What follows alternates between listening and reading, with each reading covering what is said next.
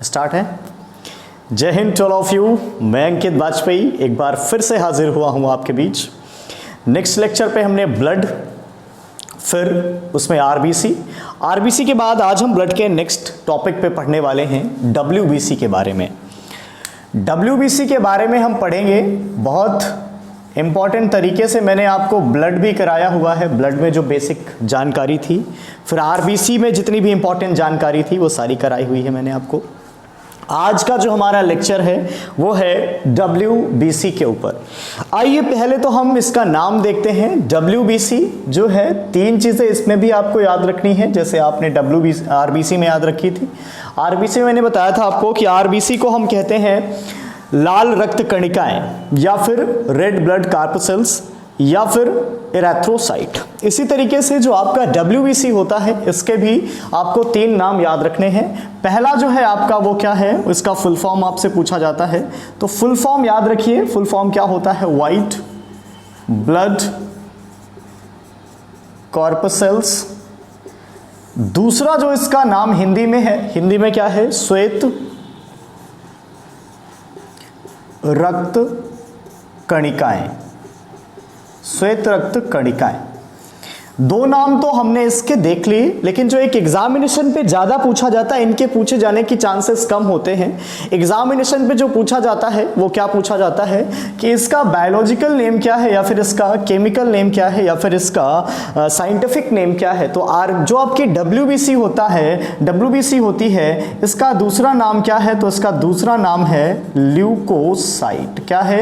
Leucocyte. ये important है। इन तीन चीजों में मैंने जितना भी बताया आपको, इसमें सबसे ज्यादा इंपॉर्टेंट चीज जो है वो क्या है कि डब्ल्यूबीसी का अन्य नाम क्या है? तो उसका अन्य नाम है ल्यूकोसाइट। ये कई बार एग्जामिनेशन पे पूछा गया है। अगर आप लोग एग्जाम देते हैं, एनालाइज करते हैं, तो आपको सवाल कई बार मिला होगा।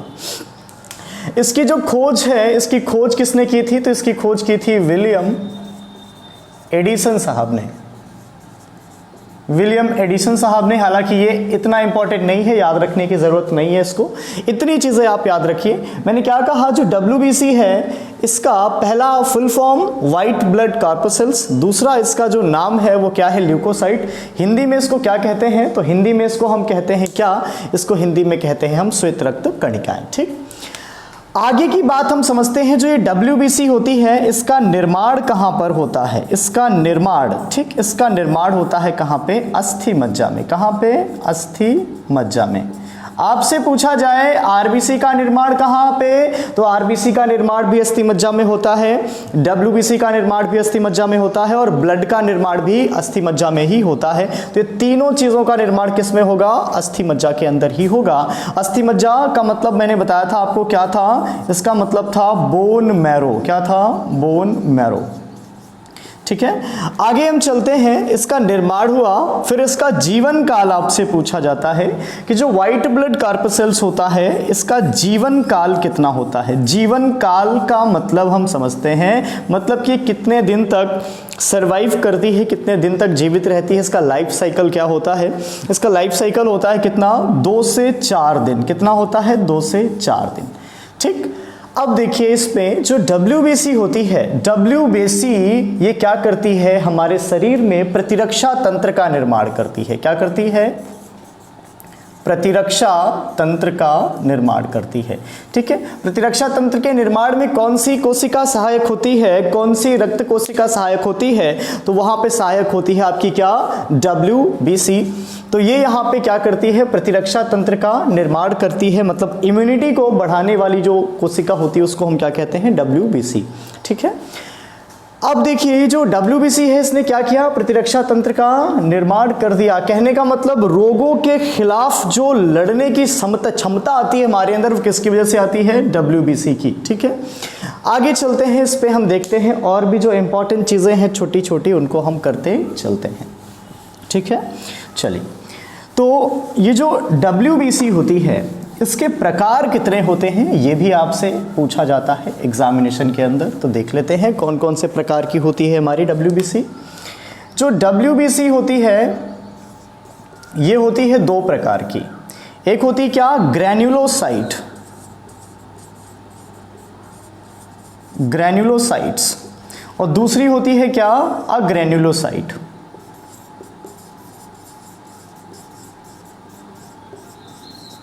अग्रेन्युलोसाइट्स। ग्रेन्युलोसाइट का मतलब क्या होता है, ग्रेन्युलोसाइट का मतलब होता है कणिकामय। क्या होता है, कणिकामय। और अग्रेन्युलोसाइट का मतलब क्या होता है, अकणिकामय। अकणिकामय। तो ये दो प्रकार की होती है हमारी, एक होती है कणिकामय, दूसरी होती है अकणिकामय। अकणिकामय और कणिकामय में कौन कौन सी आती है उसके बारे में मैं आपको बता देता हूं। जो आपकी कणिकामय होती है WBC, जो ग्रेन्युलोसाइट होती है, इस पे हमारी आती है क्या, एसिडोफिल, न्यूट्रोफिल और बेसोफिल। बेसोफिल। तो ये तीन आती हैं किसमें, ये तीन आती हैं ग्रेन्युलोसाइट में, कणिकामय में। और अकणिकामय में कौन सी आती है, तो अकणिकामय में आपकी आती है एक मोनोसाइट, मोनोसाइट, और दूसरी आती है कौन सी, लिम्फोसाइट। Lymphocyte, lymphocyte. आइए चीजों को हम देखते हैं। मैंने क्या कहा, एसिडोफिल का ही हिस्सा क्या होता है, एसिनोफिल। और न्यूट्रोफिल जो होती है, ये रक्त में सबसे ज्यादा मात्रा में पाई जाने वाली, WBC में सबसे ज्यादा पाई जाने वाली कोशिका कौन सी है, तो न्यूट्रोफिल है। ये लगभग 65% पे पाई जाती है, 65% पे पाई जाती है। ठीक है। ये जो बेसोफिल होती है, बेसोफिल क्या करता है, ये हिपैरिन का निर्माण करता है। किसका, हिपैरिन। हिपैरिन का निर्माण करता है। हिपैरिन क्या है, हिपैरिन एक ऐसा तत्व होता है जो हमारे शरीर के अंदर हमारे रक्त को जमने नहीं देता। आपसे सवाल ये कई बार पूछा गया है कि कौन सा ऐसा कारक है जो शरीर के अंदर रक्त को जमने नहीं देता, या फिर शरीर के अंदर रक्त क्यों नहीं जमता। शरीर के अंदर रक्त हिपैरिन की वजह से नहीं जमता है। ठीक। फिर मैंने क्या कहा, जो मोनोसाइट होती है, मोनोसाइट ये सबसे बड़ी WBC होती है, सबसे बड़ी WBC। ये सवाल इंपॉर्टेंट है, याद रखिएगा। सबसे बड़ी WBC कौन सी, तो मोनोसाइट। और सबसे छोटी WBC कौन सी, तो सबसे छोटी WBC होती है लिम्फोसाइट। सबसे छोटी WBC। तो सबसे छोटी WBC की बात अगर आपसे पूछी जाए तो वो होती है लिम्फोसाइट, और सबसे बड़ी WBC अगर आपसे पूछी जाए तो वो होती है मोनोसाइट। ठीक है। अब आइए कुछ और चीजें इसमें हम देख लेते हैं कि जो WBC होती है इसको हम क्या कहते हैं, इसको हम भक्षक कोशिका भी कहते हैं। क्या कहते हैं, भक्षक कोशिका कहते हैं। भक्षक कोशिका के साथ साथ इसको हम सैनिक कोशिका भी कहते हैं, सैनिक कोशिका भी कहते हैं, सैनिक कोशिका भी कहते हैं। क्यों कहते हैं हम इसको सैनिक कोशिका, और साथ साथ इसको हम लड़ाकू कोशिका भी कहते हैं। क्या कहते हैं, लड़ाकू कोशिका। लड़ाकू कोशिका से मतलब है फाइटर सेल। अब इसके तीन नाम क्यों दिए गए, भक्षक कोशिका, सैनिक कोशिका या फिर लड़ाकू कोशिका, इसलिए क्योंकि WBC शरीर में किसका निर्माण करती है, ये निर्माण करती है प्रतिरक्षा, किसका, प्रतिरक्षा तंत्र का निर्माण करती है। प्रतिरक्षा तंत्र का निर्माण का मतलब ये है कि शरीर में ऐसा कोई भी कारक अगर बाहरी आएगा जो हमारे शरीर को नुकसान पहुंचाता है, तो उसके खिलाफ जो कार्रवाई करेगा वो कौन करेगा, तो WBC करेगा। तो WBC क्या करती है, जैसे ही हमारे शरीर में कोई रोगाणु, विषाणु, जीवाणु, कवक, प्रोटोजोआ आता है तो ये उनसे उनका भक्षण करना शुरू कर देती हैं, उनसे लड़ना शुरू कर देती हैं। ठीक। सैनिक का काम क्या होता है, बाहर से आए हुए सिपाही, बाहर से आए हुए दुश्मन से लड़ना। इसलिए WBC का काम क्या है, बाहर से आए हुए जीवाणु, विषाणु, कवक जो हमारे शरीर को नुकसान करते हैं, जो बीमारी उत्पन्न करते हैं, उनको मारने का काम होता है। इसलिए इनको सैनिक कोशिका, भक्षक कोशिका या फिर लड़ाकू कोशिका भी कहा जाता है। ठीक है। आगे की बात करते हैं हम इन सभी चीजों पे। ठीक है। क्या करते हैं, ये इतनी छोटी छोटी चीजें हमारी क्लियर हो गई हैं कि जो WBC है इसमें दो तीन सवाल आपके और बन जाते हैं। कौन कौन से बनते हैं उनको हम देख लेते हैं। ये जो WBC होती है इसकी कमी से कौन सा रोग होता है और इसके बढ़ जाने पे कौन सा रोग होता है। ठीक। WBC की कमी से WBC की कमी से रोग और WBC की अधिकता से रोग, अधिकता से रोग। एक चीज आप दो वर्ड माइंड पे लॉक कर लीजिए, ये हर जगह आपको काम देंगे। किसी चीज की कमी होगी, अगर किसी चीज की कमी अगर होगी तो उस पे पीनिया वर्ड जुड़ा होगा। क्या जुड़ा होगा?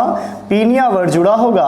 और किसी चीज की अगर अधिकता होगी, किसी चीज की कमी है तो क्या होगा? पीनिया वर्ड जुड़ा होगा। और जब भी किसी वर्ड की अधिकता हो जाएगी तो उसमें क्या वर्ड जुड़ा होगा? केमिया जुड़ा होगा। क्या होगा? केमिया।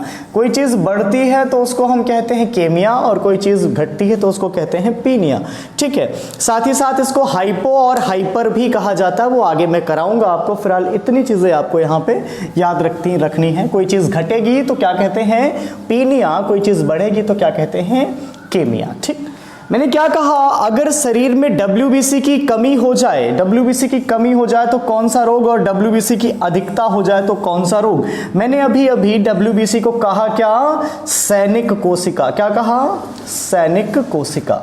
सैनिक, अब सोचो शरीर पे अगर सैनिक बढ़ जाएंगे, ठीक है, मैंने क्या कहा? अगर शरीर में सैनिक बढ़ जाएंगे, सैनिक के हाथ में बंदूक होती है। अब जब सबके हाथ में ही बंदूक है तो वो क्या करेंगे? एक दूसरे को मारना शुरू कर देंगे। मान लो कि पूरा देश ही सिपाही बन गया, पूरा देश ही सैनिक बन गया, वहां पे कोई भी एक आम आदमी नहीं बचा है, सबके हाथ में वेपन है, तो क्या करेंगे? एक दूसरे को मारना शुरू कर देंगे।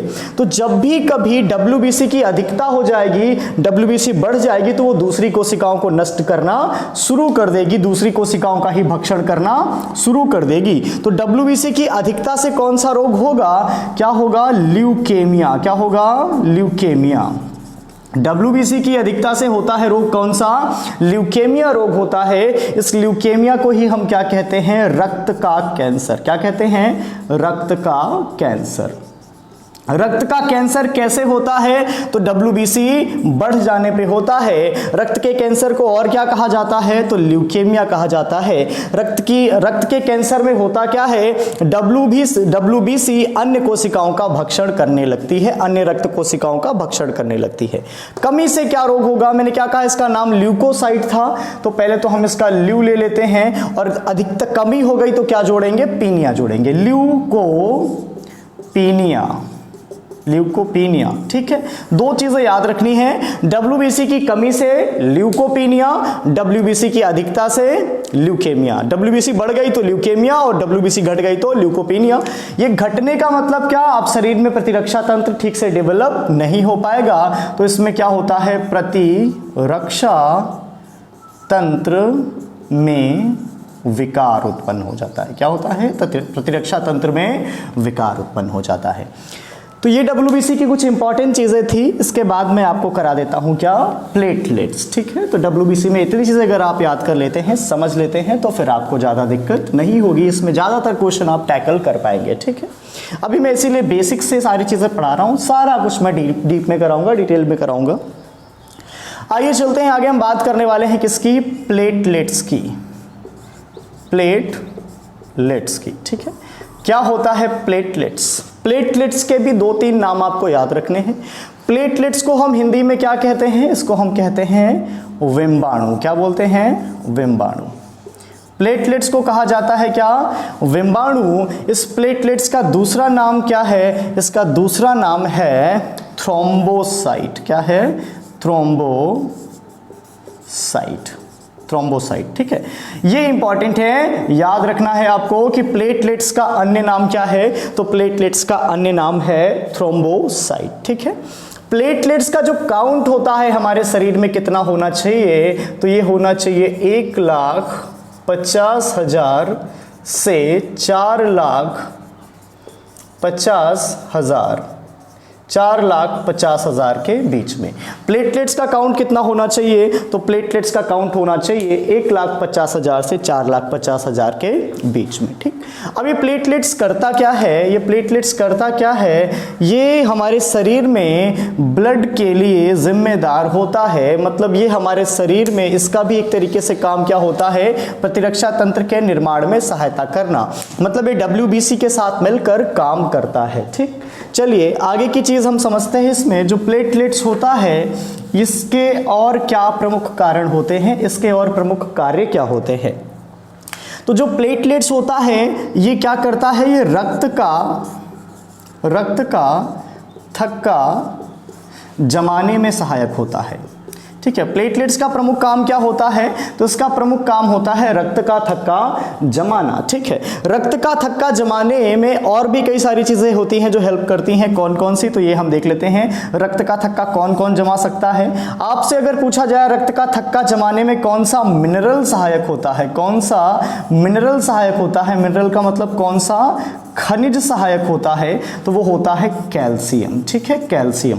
कैल्शियम भी क्या करता है, रक्त का थक्का जमाने में सहायता करता है। ये है क्या, एक मिनरल। आपसे पूछा जाए रक्त का थक्का जमाने में कौन सी धातु सहायक होती है, तो धातु की अगर आपसे बात की जाए तो धातु में होता है आपका क्या, Fe, लोहा। और आपसे पूछा जाए रक्त का थक्का जमाने में कौन सा विटामिन सहायक होता है, तो विटामिन होता है आपका विटामिन के। रक्त का थक्का जमाने में विटामिन के सहायक होता है। ठीक है, इतनी चीजें छोटी छोटी सी हमने यहां पर देख ली है। रक्त का थक्का जमने में कितना समय लगता है, तो 5 से 8 मिनट, 5 से 8 मिनट लगता है रक्त का थक्का जमने में। ठीक, अब जब सर ये बाहर जैसे ब्लड निकलता है तो ये जम जाता है, वही क्या है, ब्लड क्लॉटिंग है, रक्त का थक्का है।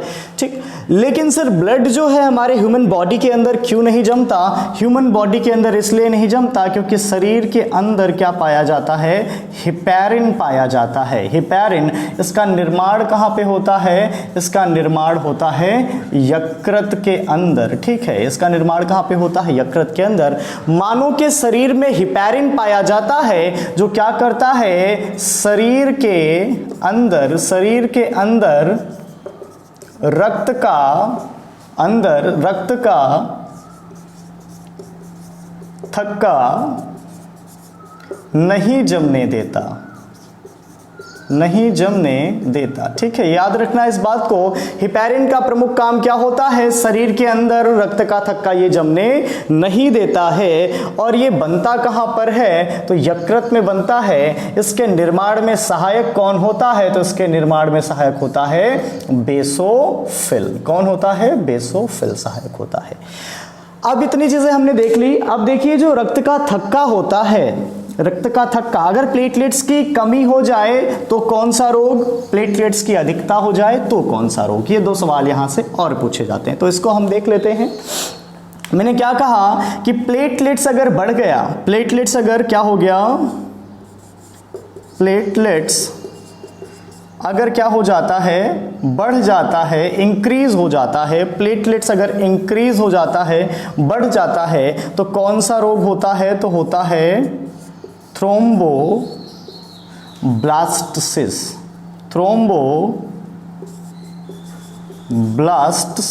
ठीक है, अगर प्लेटलेट्स की अधिकता हो जाती है शरीर के अंदर, अगर प्लेटलेट्स बढ़ जाता है तो क्या होता है, थ्रोम्बोब्लास्टसिस नामक रोग होता है। अगर आपके शरीर में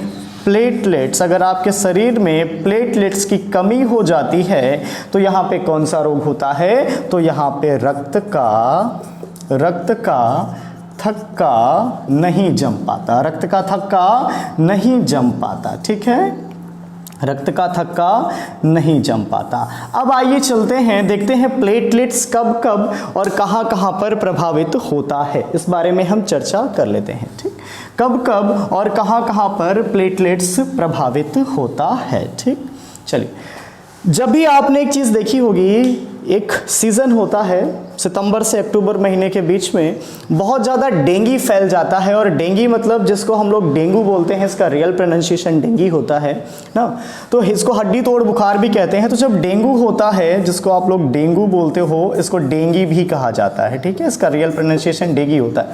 जब भी कभी डेंगू होता है तो डेंगू में प्लेटलेट्स की क्या हो जाती है, कमी हो जाती है। और प्लेटलेट्स को बढ़ाने में जो सहायक होता है वो क्या होता है, इसको सहायक होता है इसमें जिलेटिन। क्या होता है, जिलेटिन सहायक होता है। जिलेटिन पाया किस में जाता है, तो जिलेटिन पाया जाता है बकरी के दूध में। ठीक है, और भी बहुत सारे कारक होते हैं, लेकिन ये पूछा जाता है कि जिलेटिन जो है ये क्या करता है, तो ये क्या करता है, प्लेटलेट्स को बढ़ाने का काम करता है। ठीक है, तो ये छोटी छोटी सी चीज़ें हमने प्लेटलेट्स के अंदर भी कर ली है।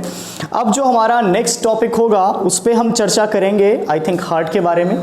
बाकी आप लोग मुझे बताइए कि आप साइंस पे लेक्चर चाहते हैं या फिर किसी और टॉपिक पे चाहते हैं, हिस्ट्री, ज्योग्राफी, पॉलिटी, जिसमें भी चाहेंगे आप लोग मुझे बताइएगा। मैं आपकी स्टडी को रुकने नहीं दूंगा। कुल मिला के आप पढ़ते रहिए, जहाँ भी हैं घर में रहिए, पढ़ते रहिए, अपने आप को सुरक्षित रखिए और यही समय है कि आप पूरी रणनीति तैयार कर लें। आप पूरी तरीके से तैयार हो जाइए, पूरा कवच, तलवार, अपनी ढाल लेके जैसे ही आप युद्ध में उतरें, युद्ध का मतलब अपनी एग्जाम की फील्ड पे उतरें, आपको एग्जाम फतह करके आना है, हार के इस बार नहीं आना, एग्जाम निकाल के आना है। मैं बराबर आपके साथ खड़ा हूं, कहीं पर भी कोई भी दिक्कत हो आप मुझे फ्रैंकली खुल के बोल सकते हैं कि सर ये चीज़ समझ में नहीं आ रही है, इसको दोबारा क्लियर कर दीजिए, या फिर ये टॉपिक मेरा वीक है, इसको क्लियर कर दीजिए। मैं ज़रूर उसको डिस्कस करूंगा, ज़रूर मैं उसको पढ़ाऊंगा। That's all. जय हिंद।